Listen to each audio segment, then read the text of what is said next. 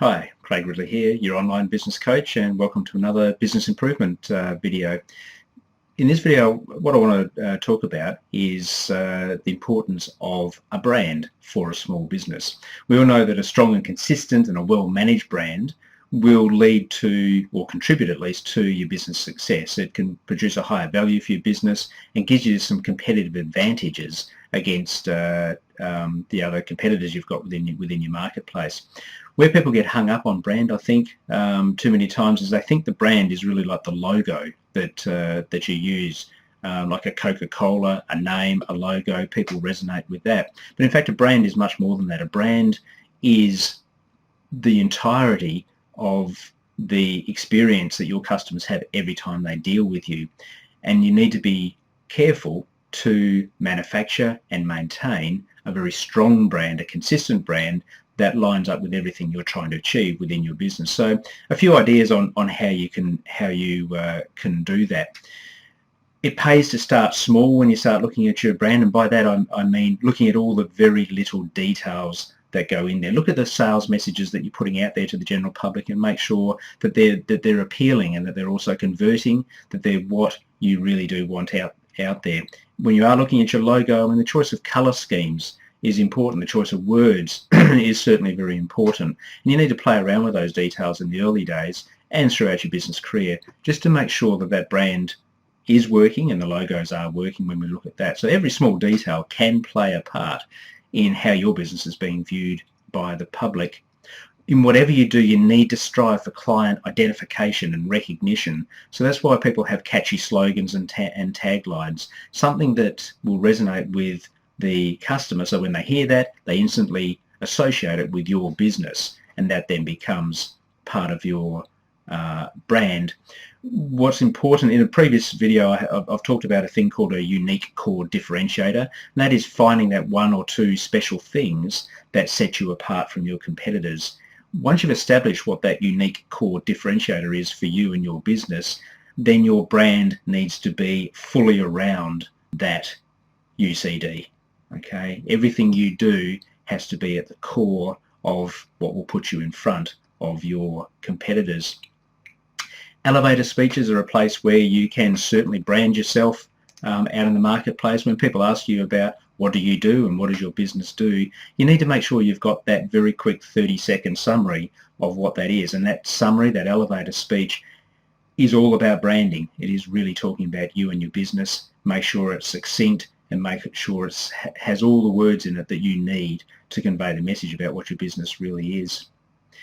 I think too many times as a business owner, you hide your skills and your expertise under a bushel where people can't see it. I think you have to get out of that mindset. Part of branding is you need to put yourself out in the marketplace. You need to be able to talk about your business at every opportunity. You need to be seen to be the expert in your field.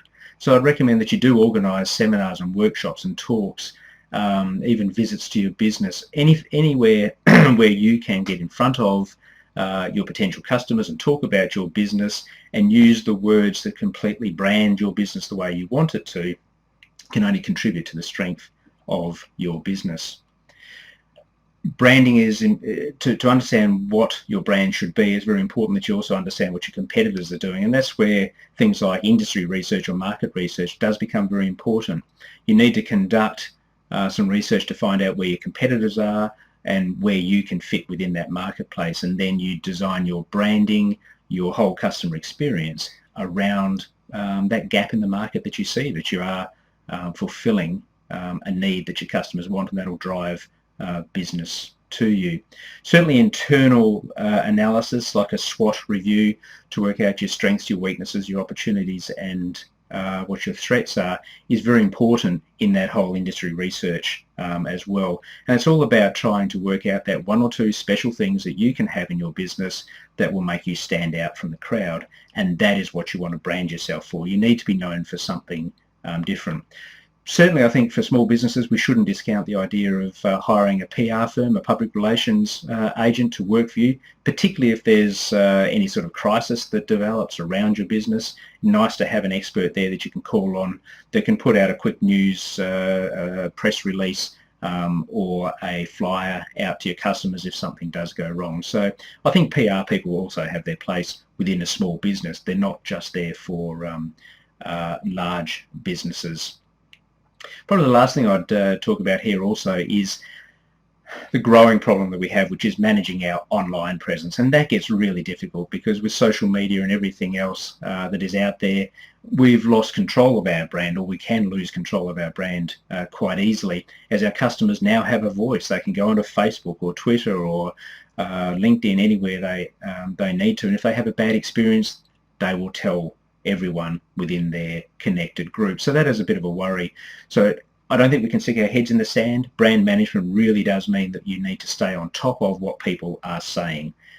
So monitor the mentions and comments that you're getting on your website and through social media tracking. And you want to look for both positive and negative comments, because you can make mileage out of both of them.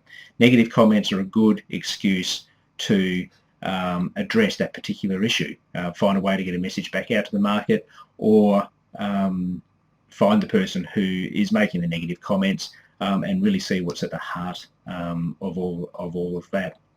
So your reputation really does play a large part in determining the profitability and the growth within your business. Brand management is all about maintaining your reputation in the marketplace. An article in the New York Times that I once read did note that, or said that your customers are talking about you and the whole world is listening. That's never more true now that social media has got that grab. Every customer, every client, every prospect has a voice and will talk about your business. So you really need to make sure that everything that happens in your business is consistent with the brand and with the image that you're trying to put across there. And it's just an ongoing effort to manage that one. So that's all I wanted to say about brand management within a small business. I hope you liked this video. If you want some more information, I've got a blog post underneath this video, or if you're watching it from YouTube or somewhere else, you'll find that there's a link there as well.